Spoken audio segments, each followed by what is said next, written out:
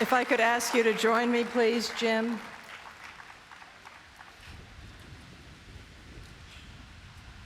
Oh, I gotta give my binder. Oh.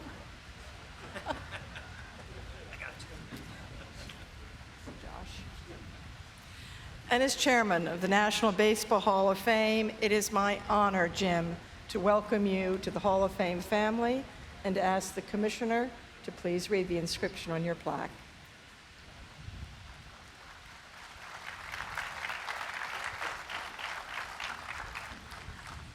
James Richard Leyland, Jim, Pittsburgh, NL, 1986 through 96. Florida, NL, 1997 through 98. Colorado, NL, 1999. Detroit, AL, 2006 through 13. Master strategist and motivator, galvanized youngsters and veterans to lead 3 franchises to the postseason and win a World Series title.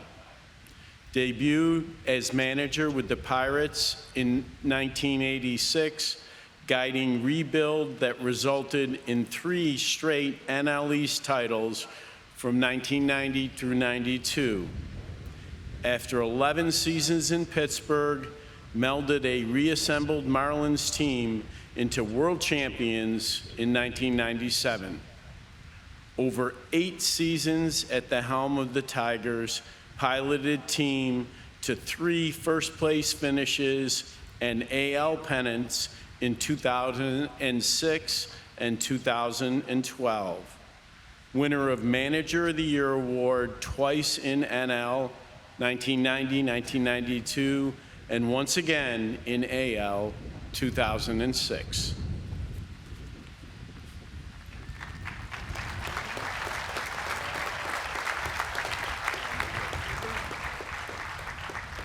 And I would like to present you with your Hall of Fame ring.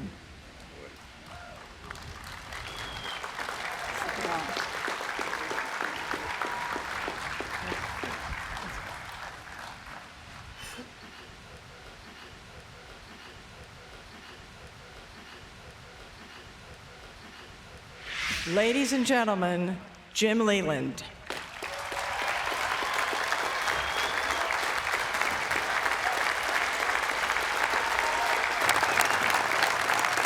Thank you, thank you. Thank you very much. And good afternoon.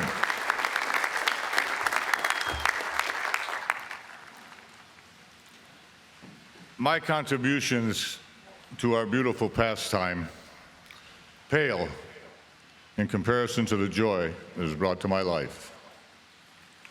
From the heart of a little boy and the soul of an old man.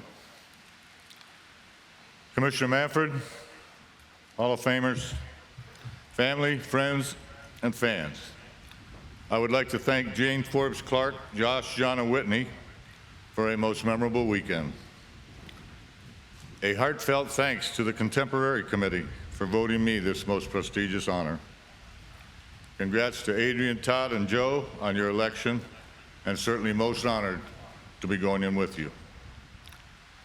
I'd like to thank every player that ever played for me, minors and the majors, because I'm here today because of you and the 4 organizations that gave me the opportunity to manage their major league team.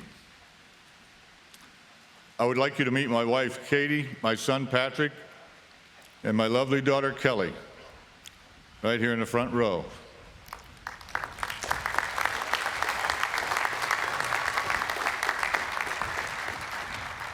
And I want to thank them for the love for a husband and a father and the support for a baseball lifer. Katie, this just doesn't happen without you. I was having coffee with Katie a couple weeks after I was elected to the Hall of Fame. And I casually said, Katie, can you believe in your wildest dreams that I've been elected to the Hall of Fame? And Katie replied, Jim, you're not in my wildest dreams.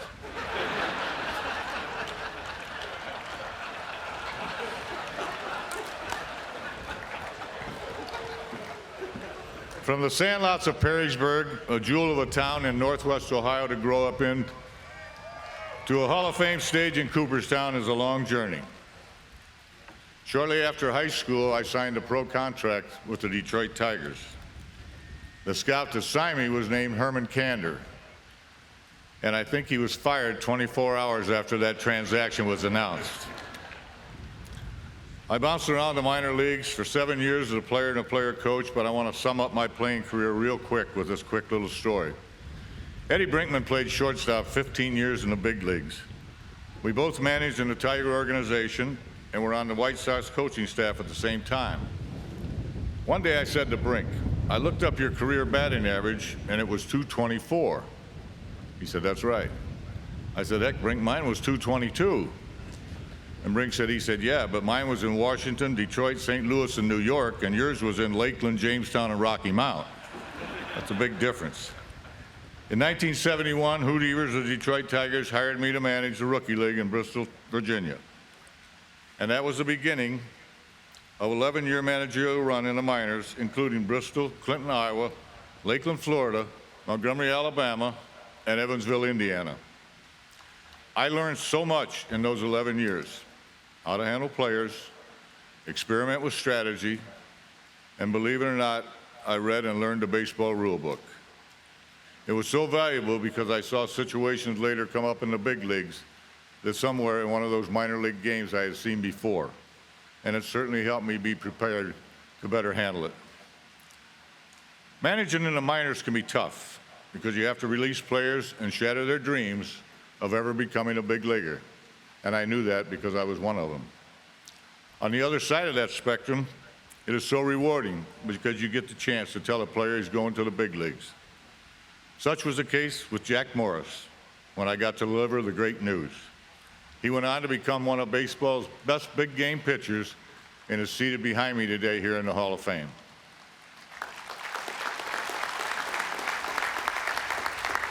In 1982, I was hired by Jerry Reinsdorf, Roland Heeman, and a Hall of Fame manager, Tony La Russa, to coach third base for the White Sox. And while my minor league managing was a stepping stone to where I was trying to get, the Chicago White Sox job was my springboard to my major league managing career. Why? Because I felt like it was the final test that I had to take to see if I was ready. And Tony was so influential on showing me what it took to run a big league club. And I've often said Tony La Russa did not make me a manager, but he made me a major league manager. I later scouted for Tony and general manager Walt Jocketty with the St. Louis Cardinals. In 1985, I got my chance when Sid Thrift of the Pittsburgh Pirates hired me to manage the Buccos. Thank you, Sid. What a job he did, and who could ever forget the Killer Bees? It was my first of 4 teams that I had the honor to manage: the Pirates, the Marlins, the Rockies, and the Tigers. And there was something special about all of them. The Pirates, because they gave me my first chance, and I'll never forget that. And there are some Pirate players here today: Bob Walk, John Wayner, Andy Van Slyke, and I certainly have to mention Barry Bonds, Bobby Bonilla, Jay Bell, Doug Drabeck. I'd love to mention everybody, but I just can't.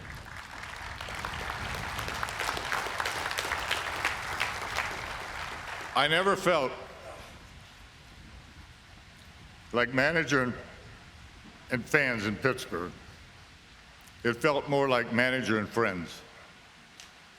I know we made you happy, and I know we broke your heart, but I always felt that we were in it together. I'd also like to thank Larry Doty, Ted Simmons, and Cam Bonifay, who I worked with in Pittsburgh, and also, at the time, the 13 corporations that probably saved the Pirates. The Marlins, obvious, we won the World Series. Special? Because we beat the Cleveland Indians, who I thought had the best offensive lineup that I ever managed against. Also special because we finally got by the Atlanta Braves, who had 5 Hall of Fame players, one of my good friends and Hall of Fame manager Bobby Cox. That's not easy to do. There are some Marlin players here today that I'd also like to thank: Jeff Conine, Gary Sheffield, Charles Johnson, and I can't forget Edgar Renneria, Levon Hernandez, and Moises Alou. A special thanks to Wayne Huizinga, Don Smiley, General Manager Dave Dombrowski, Al Avila, and David Chad. The Rockies. In spite of my subpar managing job, I still had the chance to manage 2 Hall of Fame players. Larry Walker, a 5-tool player with unbelievable instincts. And at that time, an up-and-coming first baseman named Todd Helton, who was just introduced as the second Rocky player to join the Hall of Fame.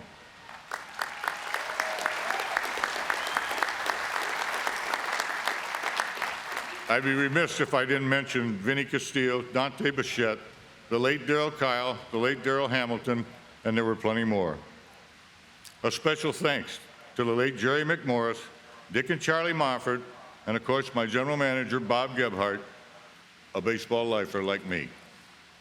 Detroit Tigers, pretty simple. Signing some 40 years before with the Tigers, I finally got to Detroit in 2006. It took a long time. When I got there, I had a reunion with Dave Dombrowski, one of baseball's great GMs in any era, Al Avila and David Chad, and it was a great reunion. Owner Mike Ilitch was the most passionate owner that I've ever been around. The entire Ilitch family went above and beyond to make my time in Detroit so special, and Chris Ilitch and President Scott Harris are still doing that today. 2 American League pennants, 2 World Series appearances, 3 straight division championships, and some of the most knowledgeable fans came out to the tune of 3 million people several times. How'd that happen? Because players like the unforgettable Magli Ordonez, Hall of Famer Pudge Rodriguez, and of course the great Miguel Cabrera. And I'd like to mention a few more. Placido Polanco, Curtis Granderson, Todd Jones, Fernando Rodney, Justin Verlander, Max Scherzer, Alex Avila, who's here today, and I appreciate Alex, and the old-timer Kenny Rogers. I'm asked a lot, what were your keys or priorities to managing? Some of mine were as follows. Try to get the front office, the major leagues and the minor leagues all on the same page. Try to make the clubhouse a fun place to come and a great place to work, and get that temperature just right. As manager and coaches, we always wanted to get the best version of the player, the respect of the competition, and the people that watch us play. In 2017, I got a call from Commissioner Manfred and Joe Torre asking if I would like to manage the 2017 United States team in the World Baseball Classic. Joe put together a tremendous group of players, and I added a special guy in Alan Trammell, Hall of Famer from the Tigers, to be my bench coach. And I never saw a group of guys get so close in such a short period of time. And we went on to win that World Baseball Classic for the United States. For the first and only time. One of my greatest memories. All organizations have people that work so hard that never get recognized enough, and I would like to mention some of them, and I hope you don't mind if I read this off. Front office trainers, team doctors, strength coaches, traveling secretaries, clubhouse managers, PR directors, and scouts. And in every place I was, I felt I had the best. Also, thanks to the broadcasters, to the media, and the men in blue, the umpires. And of course, the coaches. One of the most important elements of any organization, the coaches. And I'm proud to say that 9 coaches over the years that were on our staff either managed in the big leagues prior to or after being on our staff. And I think that's quality. I wish I could mention all of the coaches today, but I can't. So I'm only going to mention the first 2 I ever hired. Gene Lamont and Rich Donnelly. Rich organized our spring training camp. Thank you. Rich organized our spring training camp every year, and it was absolutely flawless. Gene was listed as a coach, but was really another manager in the dugout. Gene and I were roommates in 1966. He was a longtime minor league manager, and he managed 2 major league teams, the Chicago White Sox and the Pittsburgh Pirates. It was unbelievable to have your closest friend standing next to you in the dugout, through the good times and the tough times. Gene is here. Gene, you're a big part of this. Please stand up.